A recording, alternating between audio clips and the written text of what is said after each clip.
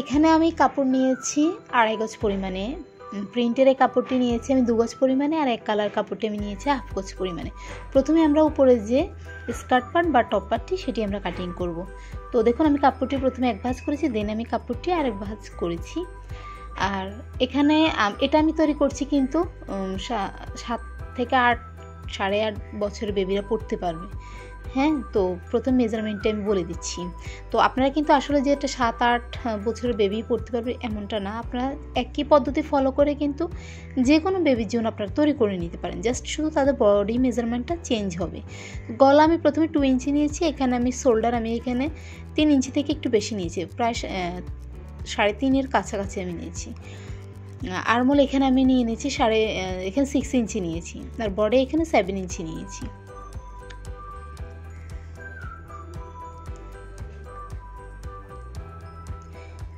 লম্বায় আমি দেখুন এখানে আমার অ্যাকচুয়াল থাকবে 11 ইঞ্চি, বাকিটা আমি এক্সট্রা অ্যাকচুয়াল থাকবে আমার 11 ইঞ্চি, বাকিটা আমার সেলাইয়ের জন্য নিয়েছি। এবার আমার পিছনে যে গলাটি সেটা আমি ছোট করে দেব, সেই জন্য আমি এখানে 1.5 ইঞ্চি পরিমাণ নিয়েছি। এখন আমি দাগে দাগে কেটে নিচ্ছি। 9, 10, 11, 12, 13, 14 এরকম বেবিদের জন্য যদি আপনার পিছনে গলাটি ছোট দেন তাহলে সেটা আপনার পিছনে 2 থেকে 2.5 ইঞ্চি নেবেন, পিছনে গলা যদি ছোট রাখেন। আর টপ পার্টের এই লম্বাটা আপনারা যদি 12, 13, 14 বছরের জন্য নেন সেটা আপনারা নেবেন 14 ইঞ্চি, 13.5 থেকে 14 ইঞ্চি নেবেন। অ্যাকচুয়াল থাকবে 12 ইঞ্চি, 12.5, বাকিটা সেলাইতে। বডি আপনারা বড় বেবিদের জন্য এখানে নেবেন 8। এটা আসলে স্বাস্থ্য অনুযায়ী আপনাদের বেবির স্বাস্থ্য অনুযায়ী আপনারা নেবেন, তার হেলথ কেমন। তো তারপর আমি কিছুটা যতটুকু আমি যাদের মানে হেলথ স্বাস্থ্য কম তাদের জন্য বলে দিচ্ছি 8, 9 নেবেন। সেলাই 1 ইঞ্চি করে চলে যাবে, 8 থাকবে। তো আমার কিন্তু কাটিং করা হয়ে গেছে। টপ পার্টের সামনের যে পার্টের ও পার্টটার কিন্তু আমি বগলটা একটু 2 সুতো করে একটু ডিপ করে কেটেছি। এবার আমি দেখুন নিচের যে আমব্রেলা, নিচের যে ঘেরের পার্টটা সেটা আমি কাটিং করছি। প্রথমে কাপড়টা এক ভাঁজ করেছি, দেন আমি এটাকে কোনাকুনি করে ভাঁজ করেছি, আপনি একটু খেয়াল করবেন। এছাড়াও আমার চ্যানেলে এই আমব্রেলা আপনার অনেকগুলো ড্রেস আছে। হ্যাঁ, এই আমব্রেলা বা রুমাল ছাড় যে ফ্রকগুলো, এখানে আমি কোমরের মেজারমেন্ট নিয়েছি 7, কোমর এখানে আমি 7। আসলে মানে টপ পার্টটা প্রয়োজন আপনারা বসিয়েও দেখতে পারেন, উপরে যে টপ পার্টটা সেটা আপনারা বসিয়ে তারপরে মেজারমেন্টটা নিতে পারেন। এরপর আমি দেখুন এখানে নিয়ে নিয়েছি আমি নিচের লেন্থ আমি 23 ইঞ্চি নিয়েছি। ঠিক আছে, আমাদের 22 ইঞ্চি থাকবে, 1 ইঞ্চি আমাদের সেলাইতে। তারপর আমি কর্নার থেকে ইঞ্চি টেপটা ধরে আমি কিন্তু এটাকে রাউন্ড করে নিয়েছি। তো আপনারা যদি কোথাও না বুঝতে পারেন প্লিজ কমেন্ট বক্সে অবশ্যই কোন জায়গাটা আমরা বুঝিনি আপনারা কিন্তু অবশ্যই বলবেন, আমি চেষ্টা করব আপনাদেরকে রিপ্লাই দেওয়ার জন্য। তো এবার দেখুন প্রথমে একটা ভাঁজ করেছি, দেন কোনাকুনি করে একটা ভাঁজ করছি, এবার একটা ভাঁজ করছি। তো খেয়াল করুন আমি কয়টা ভাঁজ করছি। হ্যাঁ, এটা অবশ্যই খেয়াল করবেন। এটা কিন্তু আমি যে দিকটা আছে ওটা বন্ধ, কোনা সাইডটা, আর এইগুলো কিন্তু খোলা। তো এবার দেখুন আমি এখানে 8 ইঞ্চি নিচ্ছি। আপনার চাইলে একটু 7-8 বছর বেবির জন্য এর থেকে বড় আর না নেওয়াই ভালো। বড় বেবিদের জন্য তাদের জন্য আপনারা 10-11 ইঞ্চি নিতে পারেন। তো 8 ইঞ্চি যে আমি নিয়েছি, এরকম আমি কর্নার থেকে ইঞ্চি টেপটা ধরে একদম 8 ইঞ্চিতে আমি এরকম মার্ক দিয়ে এটাকে রাউন্ড করে মানে আমি ড্রয়িং করে নিচ্ছি। এটাকে অনেকে আমব্রেলা হাতা বলে, অনেকে ছাতা হাতা বলে, অনেকে এটাকে কি বলে ওই যে প্লাজো হাতা বলে। এই হাতাটা গরমে দেখতে যেমন মানে পরতে যেমন আরাম, দেখতেও কিন্তু অনেক সুন্দর। তো আমি কেটে নিচ্ছি। এই পার্টটা কিন্তু আপনারা অবশ্যই একটু মনোযোগ সহকারে দেখবেন। এই হাতার উপরেও আমার চ্যানেলে অনেকগুলো ভিডিও আছে। এখানে দেখুন এই যে 2টো হাতা আমি দেখাচ্ছি, এই যে একদম গোল হয়ে রাউন্ড হয়ে আছে, এই যে 2টো হাতা। এবার দেখুন যে কোনো একটা সাইড থেকে আপনারা এভাবে আপনারা আমি এখানে 3-3.5 ইঞ্চির মতো নিয়েছি, 3 ইঞ্চি বা 3.5 ইঞ্চির মতো, নিচের থেকে বেশি নেবেন না, 2 বা 3 ইঞ্চি এরকম নেবেন। নেওয়ার পর দেখুন একটা ভাঁজ করেছি আমি কীভাবে। এবার দেখুন এই যে কর্নারটা, এখান থেকে এবার আমি মেজারমেন্টটা মানে হাতাটা কাটিং করব। তো এই পার্টটা আপনারা একটু মনোযোগ সহকারে খেয়াল করুন, আমি বলে দিচ্ছি। প্রথমেই দেখুন এই যে আমাদের আর্মহোল, হ্যাঁ, এখানে আমার যে বডিতে যতটুকু সেলাই হবে এবং কাঁধে মানে যেটা শোল্ডার আমরা বলি, এখানে আমরা যতটুকু সেলাই হবে দুটোকে আমি সেলাইয়ের অংশটুকু বাদ দিয়ে দেন আমি দেখুন একটা ভাঁজ করেছি। আমি আবারও দেখিয়ে দিচ্ছি, এই যে আমি স্কিপ করে নিচ্ছি মানে উপর যতটুকু আমার সেলাই হবে, এরপর আমি একটা ভাঁজ করে দেন এখন আমি এটাকে ধরেছি। বেশি করে কাটবেন না, প্রয়োজনে কিন্তু আপনার এই হাতাটা কিন্তু কম করে কাটবেন। যদি পরে প্রয়োজন হয় আপনারা একটু পরে কেটে নেবেন, কিন্তু প্রথমে আপনারা বেশি করে কাটতে যাবেন না, পরে কিন্তু হাতাটা ব্যালেন্স হবে না।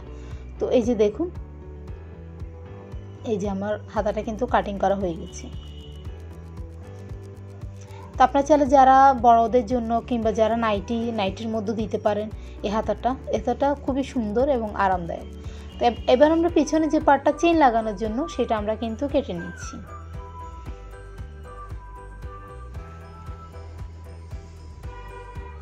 সামনের গলাটা আমি কাটতে ভুলে গেছি, এখন আমি কেটে নিচ্ছি। তো আপনারা চাইলে গোল কিংবা পান গলা বা আপনার বক্স টেবিল গলা আপনার যেরকম পছন্দ দিতে পারেন। আমি গোল গলাটাই দিয়েছি। এখানে আমি 4 ইঞ্চি নিয়েছি, গলাটা আমি নিচে এখানে মাপটা আমি 4 ইঞ্চি নিয়েছি।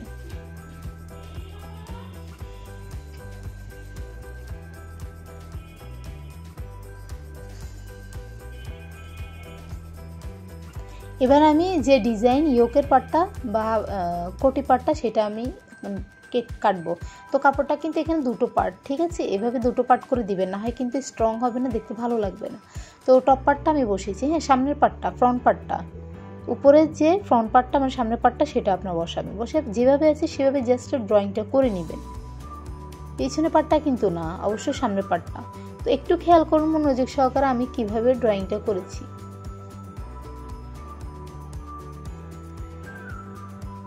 আশা করছি আপনারা ক্লিয়ার বুঝতে পেরেছেন। তো আমার ড্রয়িং করা হয়ে গেছে, এবার আমি দাগে দাগে জাস্ট কেটে নিচ্ছি। আর হ্যাঁ, যারা এখন আমার চ্যানেলটি সাবস্ক্রাইব করেননি প্লিজ আমার চ্যানেলটি অবশ্যই সাবস্ক্রাইব করবেন আর বেল আইকনে অল দিয়ে ক্লিক করে রাখবেন, যাতে আমি এরকম নতুন নতুন সুন্দর ভিডিওগুলো দেওয়ার সাথে সাথে সবার আগে আপনারা পেয়ে যান, আপলোড করার সাথে সাথে সবার আগে যাতে আপনারা পেয়ে যান। আর আপনারা অবশ্যই আপনাদের ফ্রেন্ডসদের সাথে শেয়ার করবেন বেশি বেশি করে, যাতে আপনার পাশাপাশি তারাও শিখতে পারে। আপনাদের কাছে আমার এই অনুরোধ রিকোয়েস্ট, বেশি বেশি করে আমার ভিডিওগুলো শেয়ার করবেন, আপুদের কাছে আমার খুবই অনুরোধ এটা। এবার এসে আমরা স্টিচিংয়ে প্রথমে আমরা দেখুন পিছনে যে এখানে চেইনের পার্টটা আমরা সেরে নিব। তো আমি এখানে দেখুন দুটো টুকরো কাপড় নিয়েছি, এইগুলোকে প্রথমে একটা ভাঁজ করে নিচ্ছি। আমি আপনাদেরকে দেখাচ্ছি, আপনি একটু খেয়াল করুন। আশা করছি আপনার মনোযোগ সহকারে ভিডিওটি লাস্ট পর্যন্ত দেখলে কিন্তু যারা বিগিনার নতুনরা সেলাই শিখছেন তারাও একবার দেখলেই পারবেন। এখানে এভাবে আমি দুটো পার্ট দেখুন এভাবে ভাঁজ করে আমি পিন আপ করে রাখছি। তো চেন কিভাবে আপনারা লাগাবেন, চেনের 3 থেকে 4 রকমের পদ্ধতি খুব ইজিভাবে আমি দেখিয়েছি একটি ভিডিওতে। সেই ভিডিওটা আমি এই ভিডিওর ডেসক্রিপশন বক্সে ওই ভিডিওর লিঙ্কটা আমি দিয়ে রাখবো। আপনারা যারা নতুন যারা শিখতে চান প্লিজ ওই ভিডিওটা দেখবেন, মিস করবেন না। আমি এখানে 3 থেকে 4 রকমের চেন লাগানোর পদ্ধতি আমি দেখিয়েছি খুবই ইজিভাবে, তো সেগুলো আপনারা ফলো করবেন। আশা করছি যারা চেন লাগাতে পারেন না তাদের আর কোনোই সমস্যা হবে না। তো এখানে দেখুন এটা আমি একটা সহজ পদ্ধতি দেখিয়ে দিচ্ছি, টুকরো কাপড়গুলো এই যে আমি সেলাই করে নিচ্ছি। হ্যাঁ, দেখুন প্রথমে আমি পিন আপ করে আপনাদেরকে জাস্ট দেখিয়ে দিচ্ছি। এবার আমি দেখুন এই যেভাবে করে জাস্ট চেনটার উপরে আমি রেখে দুটো সাইড আমি সেলাই করে নিব। তো এই পার্টটা আমি আপনাদেরকে সেলাই করে দেখাচ্ছি।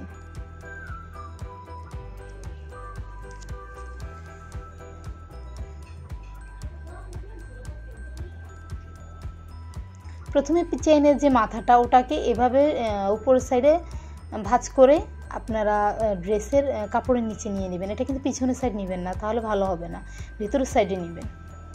আর এমনভাবে সেলাই করবেন যাতে চেইনটা যাতে দেখা না যায়, হ্যাঁ, চেইনটা যাতে ভেতরে থাকে।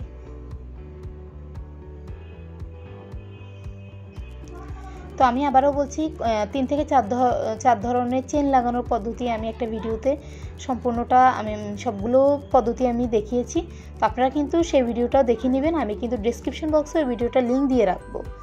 তো আপনারা ওই ভিডিওটা দেখে নেবেন। যারা চেন লাগাতে পারেন না তারা ইনশাল্লাহ ওই ভিডিওটা দেখলে আপনার কিন্তু আর সমস্যা হবে না। তো দেখুন এই যে এবার এই মাথার চেইনের মাথাটাও আমি এভাবে উপরে ভাঁজ করে কাপড়ের নিচে নিয়ে নিচ্ছি।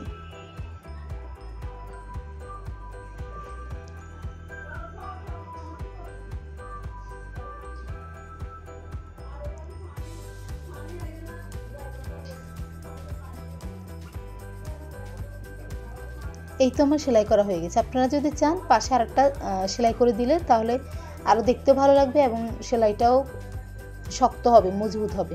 এবার আসুন নিচের যে পাটটা, ঝুলের পাটটা, এটা আমি দেখুন এটার সাথে অ্যাটাচ করে নিচ্ছি। এটা হচ্ছে পেছনের, সামনের পাটটাও আমি সেমভাবে এভাবে অ্যাটাচ করে নিব। আপনারা কিন্তু ইয়োগটা মানে উপরে সামনে যে ডিজাইনের কোটিটা আছে ওটা সেলাই করার আগেই কিন্তু অবশ্যই আপনি এই দুটো পার্ট অ্যাটাচ করে নেবেন।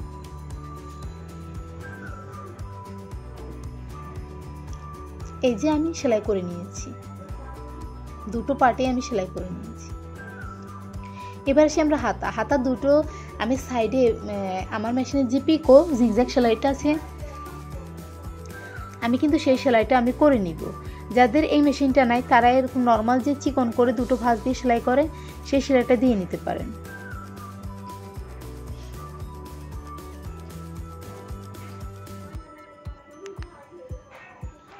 এই তো আমার সেলাই করা হয়ে গেছে। আমি আমার মেশিনে যে পিকো সেলাইটা আছে জিগজ্যাগ ওইটা দিয়েছি। এবার আসি আমরা ইউকের পার্টটা। তো দেখুন এটা কিন্তু দুটো পার্টেই আছে, জাস্ট আমি এই সাইডটা সেলাই করে নেব, অন্য কোনো সাইড না। হ্যাঁ, জাস্ট আমি এই সাইডটা শুধু জাস্ট সেলাই করে নেব। আমি কিন্তু সেলাই করে নিয়েছি, এটা দেখালাম না। এবার আমি ছোটো ছোটো করে কেটে নেব।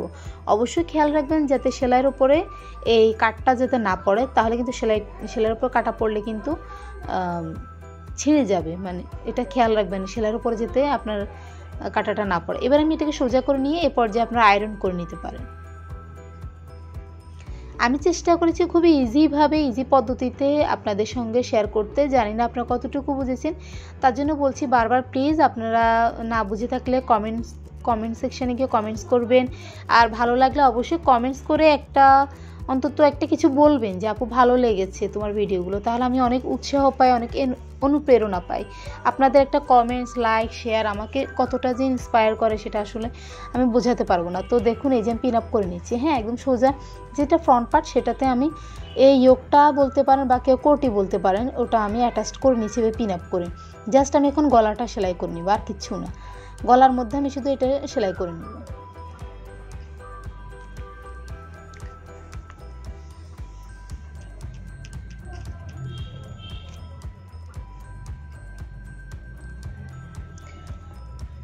সেলাই করা হয়ে গেছে আমার।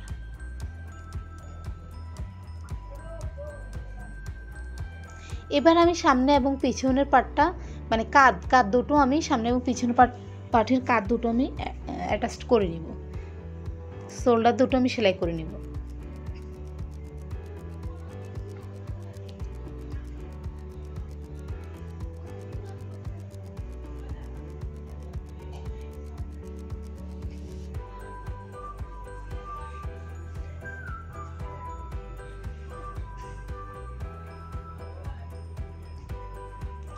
তো একটা কাঁধ আমি সেলাই করে নিয়েছি, অপরটাও আমি সেমভাবে সেলাই করে নিচ্ছি। আর এই ধরনের আপনারা যদি হাতা দেন, হ্যাঁ, এই যে রুমাল হাতা বা আপনার প্লাজো হাতা কিংবা মৌসুমি হাতা দেন, তাহলে কিন্তু এই যে আমি দেখুন সেলাই করে নিচ্ছি, তাহলে অবশ্যই কিন্তু কাঁধ এবং সাইডের যে অংশটা ও দুটো কিন্তু আপনার প্রথমে সেলাই করে নেবেন, কারণ আমাদের হাতার মধ্যে কিন্তু কোনো কাটা নেই। তো আপনারা এটা খেয়াল করেছেন। এই যে এবার আমি দেখুন দুটো সাইড আমি সেলাই করে নেব।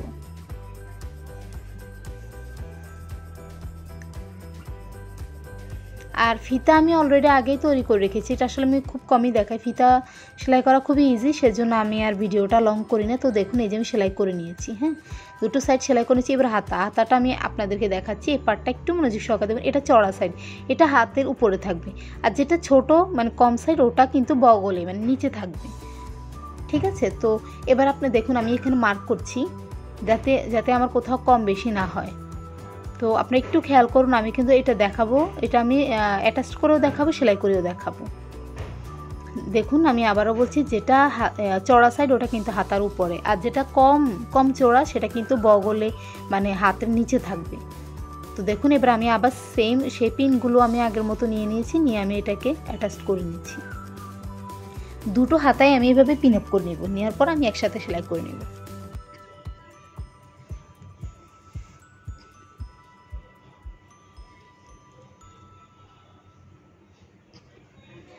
হাতাটা সেলাই করা হয়ে গেলে কিন্তু আর আমার বাকি থাকলো আমার নিচে কিন্তু আমি এখানে জাস্ট শুধু একটু ভাঁজ করে দুটা ওই যেভাবে ম্যাক্সি কিংবা পেটিকোটের নিচে যেরকম আমরা ভাঁজ করে জাস্ট সেলাই করে নিই, সেরকম কিন্তু সেলাই করে নিলেই কিন্তু আমাদের ড্রেসটা কমপ্লিট। আর আমি এটা ড্রেসটা সেলাই মানে যাতে ভালো লাগে সেটার জন্য আমি কিছু পার্ল বসিয়েছি। আপনারা চাইলে মুক্তা পুঁথিগুলো কিংবা এমনি যে পাথর সেগুলো বসাতে পারেন।